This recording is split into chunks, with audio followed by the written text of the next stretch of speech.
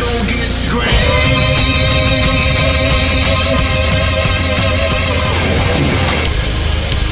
I'm off the chain, never gonna be the same.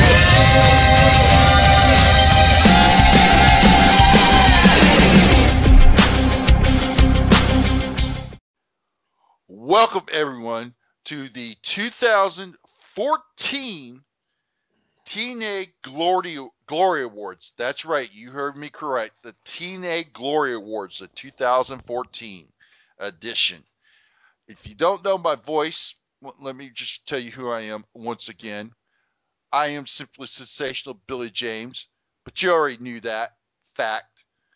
Joining me from the Nerdport Network, the leader, the man who has his pulse on the independent wrestling scene up in the Jersey, New York area, including Pro Wrestling Syndicate, my good buddy, my partner in crime, John P. Mayer. John, how are you doing, my friend?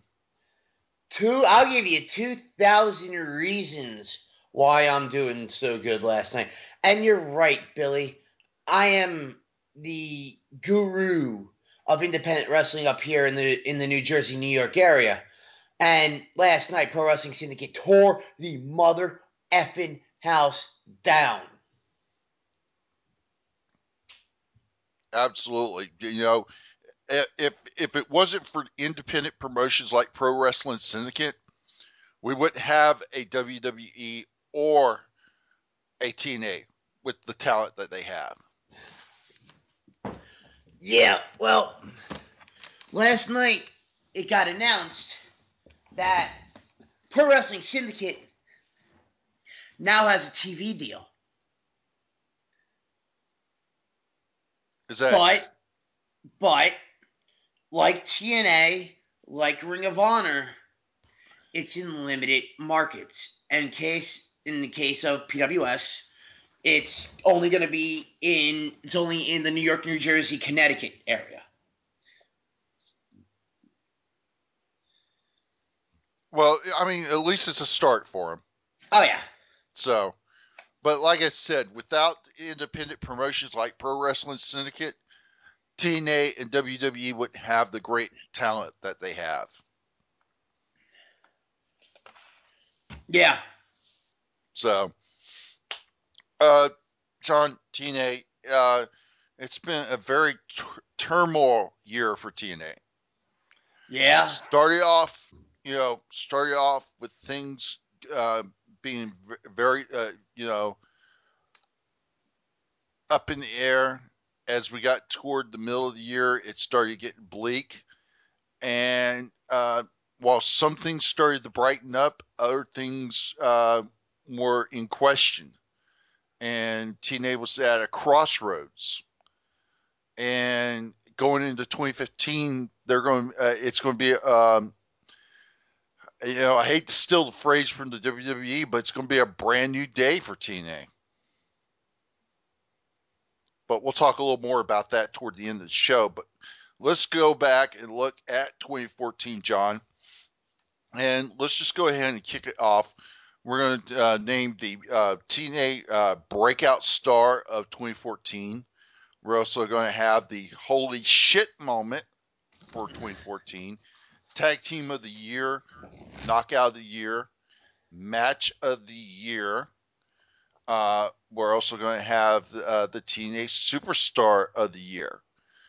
So, and we'll probably throw in a little more giveits as we go along. So, John, you want to just go ahead and let's start and let's go into the breakout star of 2014. Works for me. And with the breakout star, you had Bram. You had the burp. You had Havoc. Mm-hmm. You had Sonata, the great Sonata, whatever. And really, those are the only three people I can think of. Sergeant Chris Mendez. Chris Mendez, okay. So, out of those four, John, which one were you most impressed with in 2014? The simple fact that she came in and wrecked shop, I'm going Jessica Havoc. Or, I'm sorry, just Havoc.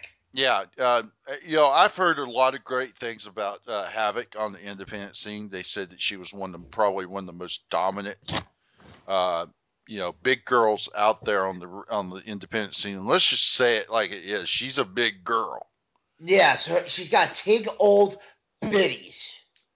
But Yeah. but she ain't fat. No. She's just big. She's plump, huh? And she'll kick your ass too. Let me think about that for a second. Yeah.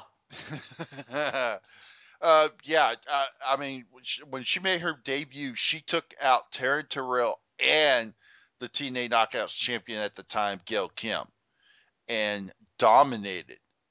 I think that she went on to become the TNA Knockouts champion, and I think she was dominant during her reign. Her reign came to an end when she lost the TNA Knockouts title in a triple threat match against Taryn Terrell and Gail Kim, which saw Taryn Terrell become the TNA Knockouts champion for the first time in her career. But let's talk about the other guys. Sonata, he came on the scene from Wrestle One promotion, the Great Muda's promotion in Japan. And he went on to become the NXT, became the, excuse me, I did not mean to say that. I meant to say the TNA X Division champion. And he defeated Austin Aries, and he held on to that belt for a while. Had some very good matches until he lost the title back to Austin Aries. Later, Sonata would go on to eventually join James Storm's stable of the Revolution and would be transforming himself into the Great Sonata. So, he's had a good year. Bram, who's come in as a old bud of Magnus, and he's made quite a name of himself on the hardcore style scene. He's been in a Stairway to Janice match, a Monsters Ball match. He's had several hardcore matches with Devon, Tommy Dreamer. So Bram has really made a name for himself. Chris Mendez, as you know, wounded war veteran, wrestling with a prosthetic leg. And I think, he's done a great job, for what he can do in the ring. And I have no problems with him, with them giving him the shot that they've given him. And, because anybody deserves it, especially somebody who's put their life on the line to protect our country and sacrifice what he has. I have no problem with it. Oh, me too. But in the grand scheme of things, Havoc is the one who had the biggest impact in being a breakout star in 2014, in my opinion. So I'm in line with you, John. I think that the TNA breakout star for 2014 is Havoc. Yeah, I think that's just a no-brainer there because she just came in and took everybody by storm. Now, with Chris Mendez, is it Mendez or Melendez? I think the second way you pronounce it is correct. I'm bad at pronouncing names. Okay, Chris Melendez. And if you're listening and I pronounce your name wrong, I'm terribly sorry. And I do apologize. Please don't kill me. That is But, correct. yeah, he's got the disadvantage. He's got one leg. But he managed to turn a disadvantage into an advantage because he's now going out there and doing what he loves. Yeah. So more power to him. Yeah, absolutely. And I mean, I'm glad TNA's giving him the opportunity. I'm glad he's getting the chance to live his dream, and I have no qualms or complaints about it.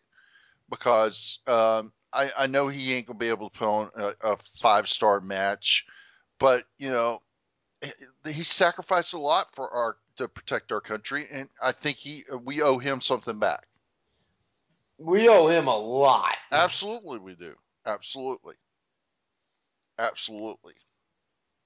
So, moving on, John, uh, what would you say was the most disappointing debut out of anything in 2014 TNA? Most disappointing. Tyrus. Tigress Uno? No, not Tigre Uno.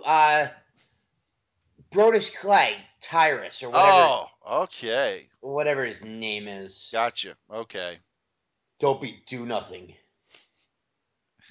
Well, for me, it has to be uh, the menagerie, the Freak and Crazy Steve. But Rebel's hot. Yeah, Rebel's hot. And would you believe that she's 36? Really? Really? I would have never. She looks fucking good for 36. Damn. Yeah. Also, just FYI, that supposedly Brittany is no longer with TNA. I'm hearing otherwise. I've heard that they're going to have her do the TV tapings they're going to do in January in New York City, and then that's it for her. Who knows? Who knows? As long as uh, you know, as long as my one knockout doesn't leave, I'll be good. So, John, let's move on and let's just go ahead and talk about the holy shit moment of 2014. And This one we don't even have to talk about, but we don't have to talk about the nominees because we all know what the holy shit moment is. well, that's true, but let's have a little respect and name them anyway. Fuck that! Dixie Carter going through the table is the only holy shit moment that matters. Well, there was Havoc destroying the knockouts. There was Bobby Roode winning the World Heavyweight title, defeating Bobby Lashley. And there was the one that nobody thought we'd ever see, Eric Young becoming the TNA World Heavyweight Champion. But in the end, John is right, Thank as you. always. I heard that. I said it. That Dixie Carter going through the table. It was the moment that they built up, and when that moment happened, it was like a holy shit moment. It is a moment. If you ask anybody, what do you remember for 2014 TNA? Dixie Carter going through a table. Trust me, there ain't much to remember from TNA this year, unfortunately. But I think that was one of the right things. I think they built that thing up right. And you got to give, whether you hate Dixie Carter, like her, dislike her, or whatever, you have to give her props and respects for taking that kind of a bump, not being a trained professional athlete. Yeah. I mean, you really got to I definitely give credit where credit's due. But that was a moment that was built up, and for it to happen in New York City of all places, that was probably the most fired up moment when that happened. That crowd lit up. Yeah. So, but yeah, 2014, never going to forget Dixie Carter going through the table, and Bully put her through that table all right. No. Yeah. That was. Did you happen to see some of the angles of the footage? You know how all the wrestlers were surrounding the ring when Dixie went through the table. Oh yeah. Did you happen to see Samoa Joe had his camera filming it? Oh yeah, he's like, oh fuck yeah, I'm doing this. So, but yeah, it's pretty pretty cool stuff. So, the holy shit moment of 2014 is Dixie Carter going through a table.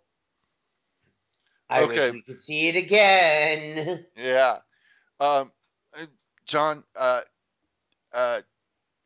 one of the things that we love to do, I know you love doing it, and that's, going to house shows.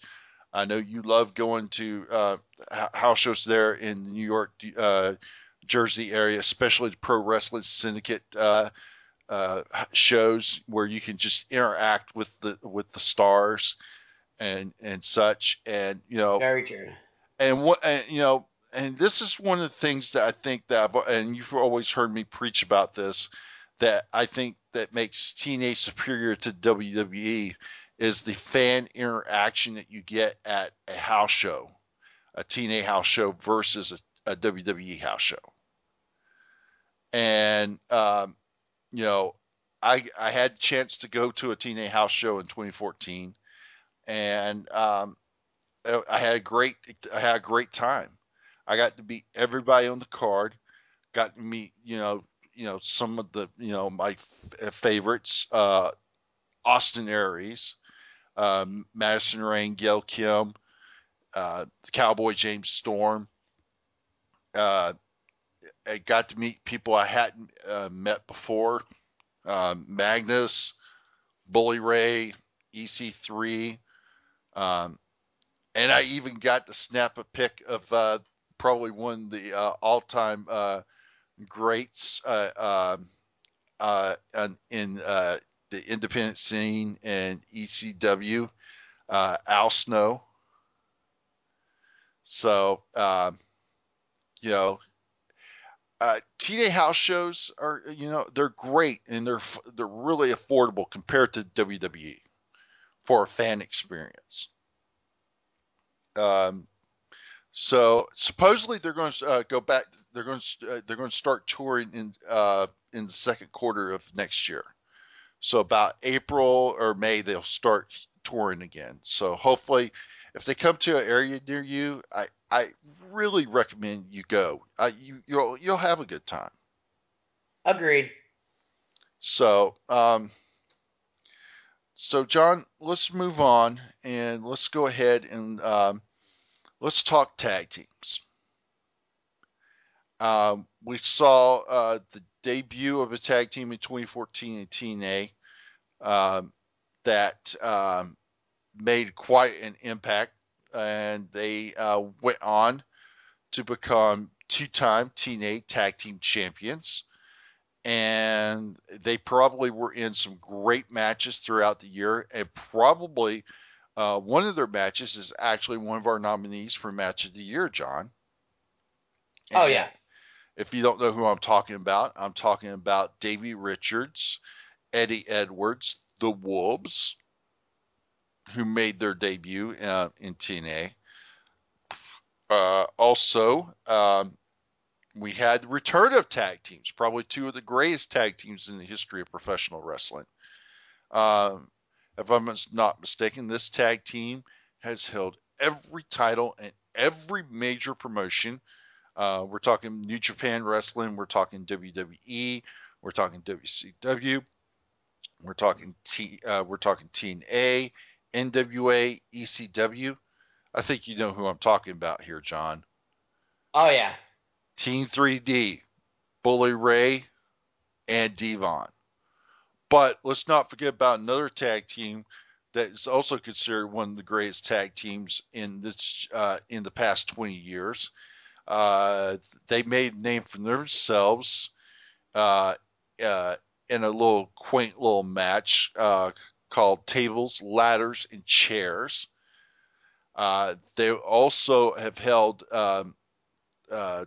tag team titles in WWE and WCW. Um, and they wanted to submit their career by winning the TNA tag team titles, which they have never held. And in case you don't know who I'm talking about there, I am talking about Matt and Jeff Hardy, the Hardys. And another tag team, which most people probably not, are probably like, really? Yes, they did hold the tag team titles twice, and they weren't a bad tag team. And Stupid gimmick. well, the gimmick, yes, but they're not bad wrestlers. And I'm talking about Robbie E, Jesse, the Bromance. So stupid. So, um, John, what is your thoughts on tag team of the year? Give me your thoughts on each team. Besides that, the Bromance gimmicks is stupid. Well, yes, the bromance gimmick is stupid, and I think they should have never held the tag team titles. So they are obviously not my choice. It was nice to see the Hardys and Team 3D back, but with TNA, they always seem to focus on the younger guys. Them bringing in two established teams, I was on. But Full Metal Mayhem was one hell of a match. Now the Wolves, they're coming off Ring of Honor and the Indies, and I thought they did pretty damn good for themselves. They went against every team possible. Granted, finally losing the TNA tag team titles to Abyss and James Storm, but my pick is the Wolves. Well, I'm going to have to agree with you, John, because the Wolves have had an amazing year. Uh, I mean, you can't discredit the Bromans. I mean, they did hold the tag team titles twice, and they, while their gimmick sucks, they are not a bad tag team. But in the grand scheme of things, the Wolves have had a better year. Uh, like you said, it's great to see Team 3D and the Hardys back together, but in the grand scheme of things, 2014 was the year of the Wolves. Yeah, the hunt is on, baby. Yes, and now the hunt is on as we'll watch in 2015 to see if the Wolves can regain the TNA tag titles for a third time in their careers because, uh, as you just previously mentioned, they did lose those tag team titles to the Cowboy James Storm and Abyss. Uh, James Storm was able to accomplish this by cashing in his tag team title shot, Feast or Fire briefcase for the title shot. So we'll just have to wait and see what's going to happen in 2015 with that. So let's just go ahead, John, and we're going to talk about knockouts. One of my favorite subjects. Well, of course. And lordy, have we had some knockouts this year. It was the debut of Rebel. Nah. Who could give my girl Brooke Tessmacher a run in the ass department. I don't think she can beat her, but she can give her a run for her money. Yeah, Brooks got some ass. Well, now, she almost broke her ass during the Amazing Race. Literally. Yeah, which is not good because, according to Brooke, that's her moneymaker. That's what she said. Yeah. We had the return of Angelina Love, who regained the knockouts, once again became knockouts champion for the 6th time. Amazing breaking record. We saw the reunion of the beautiful people. We saw Gail Kim regain dominance in the knockouts division. And we saw, like we said earlier, the debut of Havoc, who came in, destroyed the knockouts division. And we also saw the return of Taryn Terrell, who finally fulfilled her dream by becoming the TNA Knockouts champion.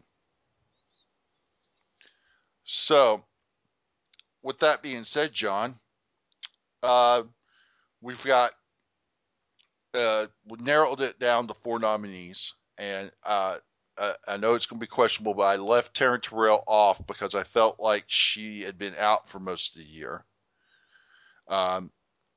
We had the return of Angelina Love, who just came in and she tore it up and became Knockouts champion by defeating Madison Rayne. We had Gail Kim, who regained dominance by defeating Angelina Love and becoming 4-time Knockouts champion. You had Havoc, who came in, defeated Gail Kim, and just ran amok in the Knockouts division. So between these 4, Madison Rayne, Angelina Love, Gail Kim, Havoc, what is your thoughts on these 4 women? For amazing competitors, there's not a bad thing I can say about any of them. And this one's actually a tough one to pick one. You got Angelina, who record-setting 6th time. You got Gail, who's now held it 5 times, has the longest reign. Madison Rayne, I think, has now had it 5 times. Madison Rayne's had it 5 times. I think Gail's only had it 4 times. Okay, yeah, I think you're right there. I got it mixed up. And then Havoc, who, once again, her and her 2 old biddies just came in and ran roughshod. So, this one's tough. I can't go against Havoc. Wow, Havoc. Just to throw you some tidbits out there. Madison's 5th reign, she won the title in Huntsville, Alabama in January 16th when she defeated Gail Kim for the title. She would hold it for 101 days until she lost the title to Angelina Love, who won it for her record 6th time at Sacrifice on April the 27th. She would go on to hold the title for 54 days until Gail Kim defeated her for the title that aired on tape delay, which aired on July the 3rd in Bethlehem, Pennsylvania. And this was Gail's 4th win of the title. Havoc would defeat Gail on the tape delay of August the 1st. Those same TV tapings. She would become her 1 reign. And Taryn Terrell won the title on a tape delay, which aired on November the 19th. And that saw, Taryn win it for the first time. Taryn is the 30 there's been 38 reigns, and Taryn's reign is the 38th reign in the title's history. So it's hard for me, but John, I'm gonna have to go against you on this one. I gotta go Gail Kim. I think she had the better year overall. Yeah, you see, I was debating between Gail Kim and Havoc, and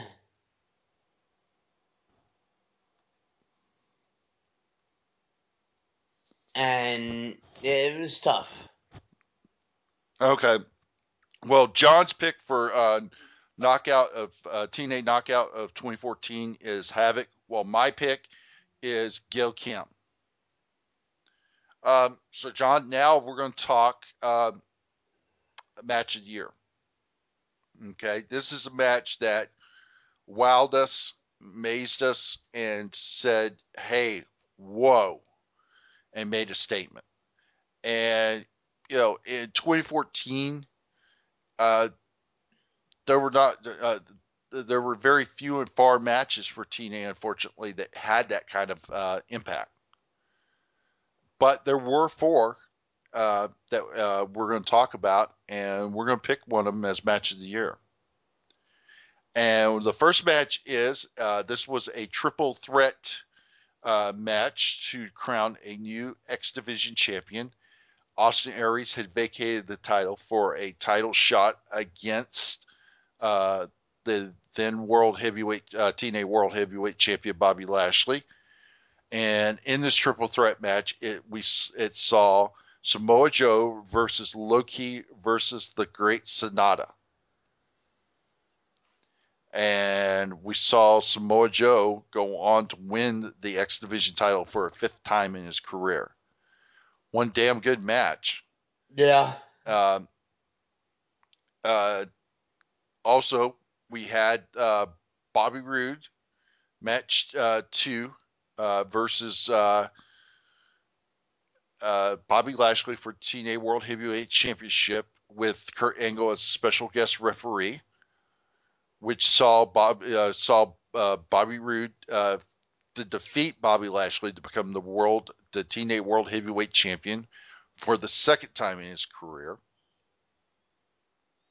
Also, and this match took place in New York City. This was the New York City Hardcore War match, Team Bully versus Team EC3, which saw Team Bully get the win. And this is where we saw Dixie Carter go through the table. Yes. But we also had, and this was the final match in the TNA Tag Team Title Series match between the Wolves, the Hardys, and Team 3D. And it was simply summed up in 3 words: Full Metal Mayhem. No, I think it was summed up in 2 words. Holy shit. Well, that too, but the match was Full Metal Mayhem. Yes.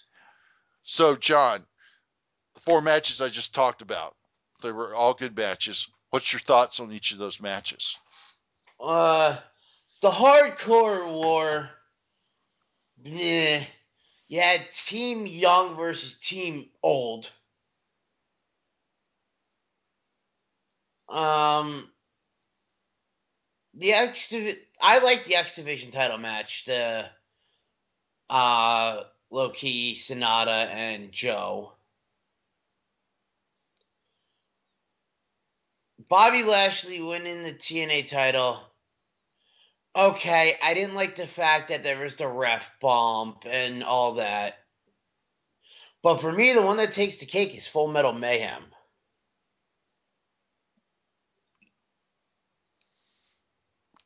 Yeah, I'm in total agreement with you. Full Metal Mayhem was the match that just like blew it out of the water.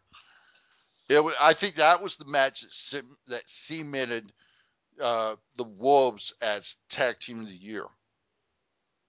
It's one of the things that I think it did, because there were so many holy shit moments during that match that it was amazing that all 6 of those men could walk at the end of that match.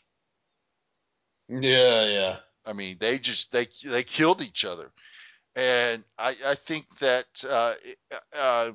anybody who tries to disagree with this is going to have to pull a good reason out of their ass. But I'm with you, John. The Wolves versus the Hardys versus Team 3D, Full Metal Mayhem, match of the year, bar none. So, TNA match of the year, the Wolves versus the Hardys versus Team 3D, Full Metal Mayhem. All right, John. It's now time. We're at the end. It's time to name the TNA Superstar of the Year. And we have 4 nominees. We have former TNA World Heavyweight Champion. Eric Young, who won the TNA World Heavyweight Championship for the first time in his career and became the third Grand Slam champion in TNA. Or I take it back, the fourth. Yeah, because you have AJ, Abyss, Joe, and That's it. Eric Young. Eric Young. Eric Young's the fourth. You have Bobby Lashley, who came in. He defeated Eric Young for the World Heavyweight Championship, and he was on a dominant roll, defeating challengers left and right. Eric Young, Jeff Hardy, Austin Aries, until finally Bobby Roode was able to do it and defeat Lashley for the World Heavyweight Championship. You also have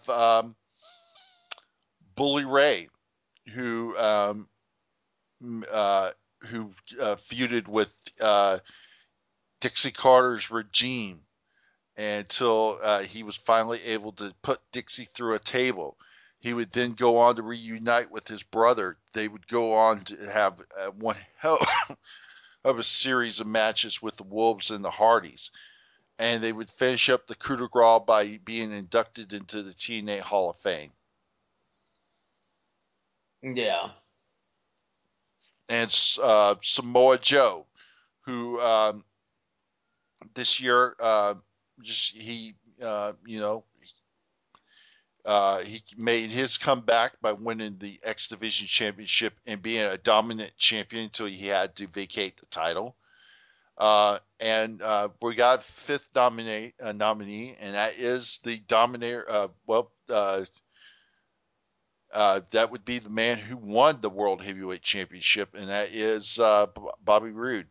It was a road of redemption for him, and he made it back to the top of the mountain by becoming the TNA World Heavyweight Champion.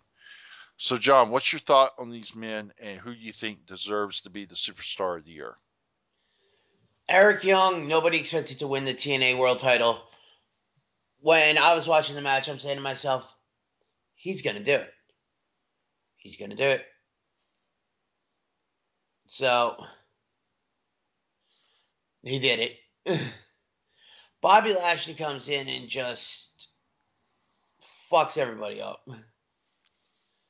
Samoa Joe, Joe's going to kill you. Joe's going to kill you. Joe killed it. Bobby Roode, he's got the it factor. But I'm going to have to go with the man who was dominant throughout the year, and that's Bobby Lashley.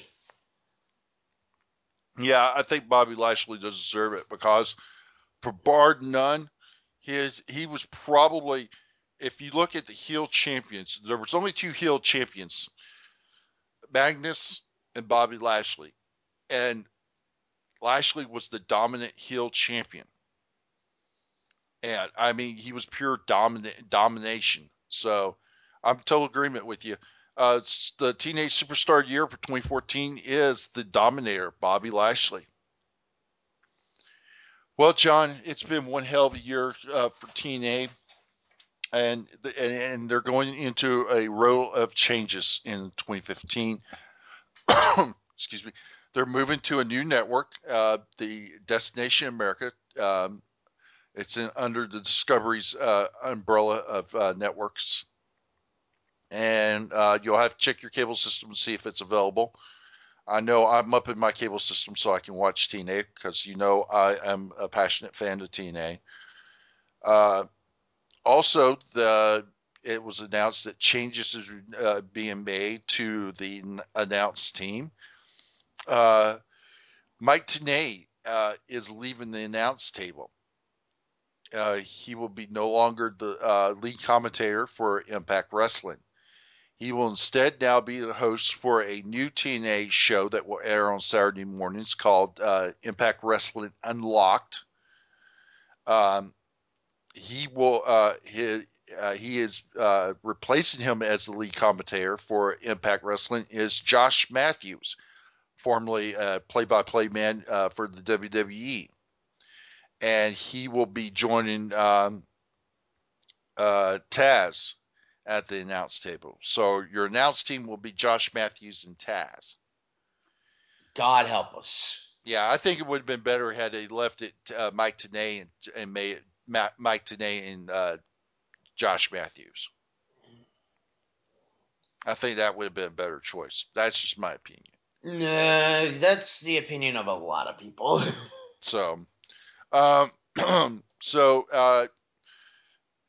TNA makes their return in 2015 with a live debut on Destination America, and that's going to be Wednesday, January the 7th, which the headline match is the rematch for the TNA World Heavyweight Championship.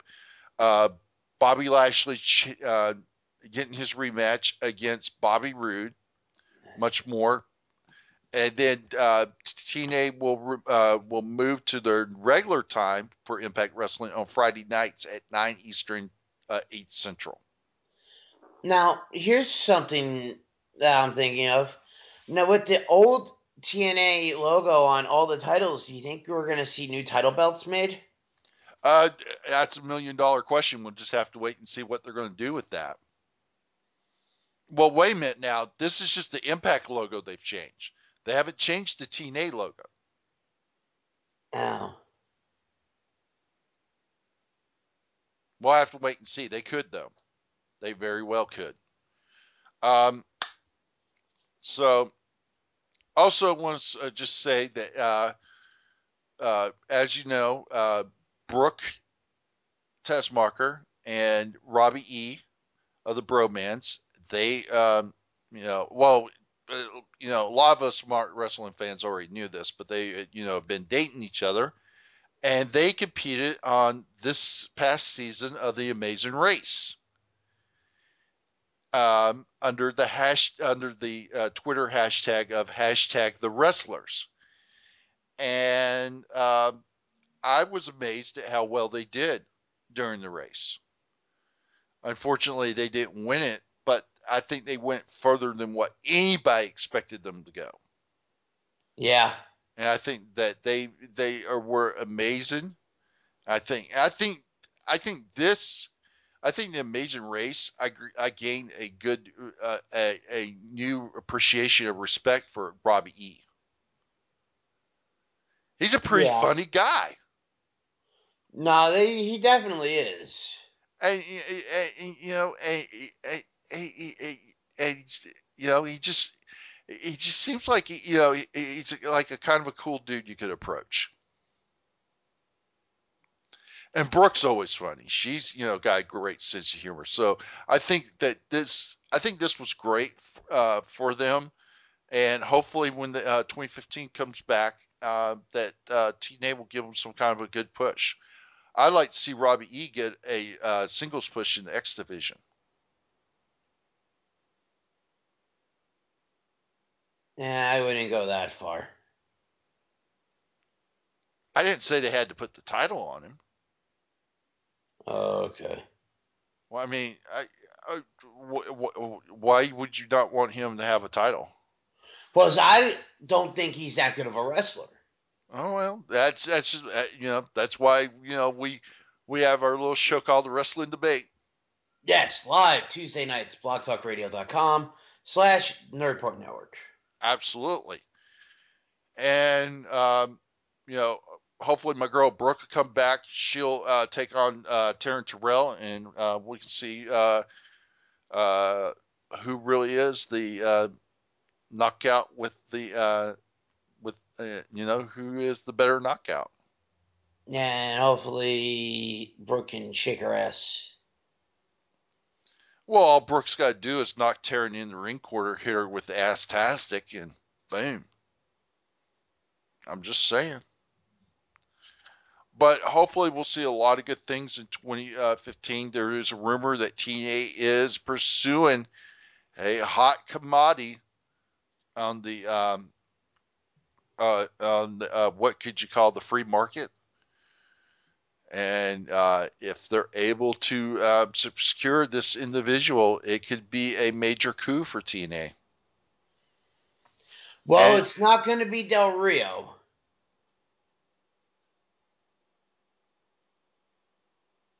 has he signed an ironclad contract with Ring of Honor?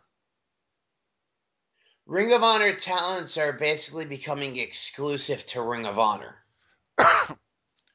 Well, if he's exclusive to him now, then that's then it's a dead issue for TNA. But that's who they're pursuing.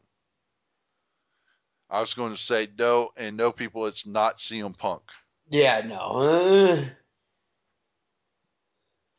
So anyway, that's it for this 2014 edition of the TNA Glory Awards. I've been your host, Simply Sensational Billy James. I will be back in 2015 with Making an Impact.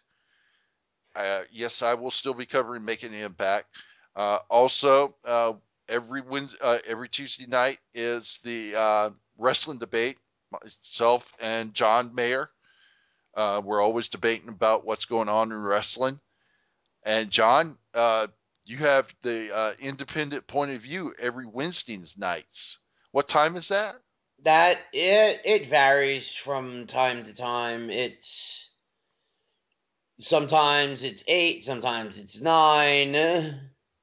Just keep an eye on Facebook. Join the Nerdport Network on Facebook, and you'll be always in the loop on when you can find the independent point of view.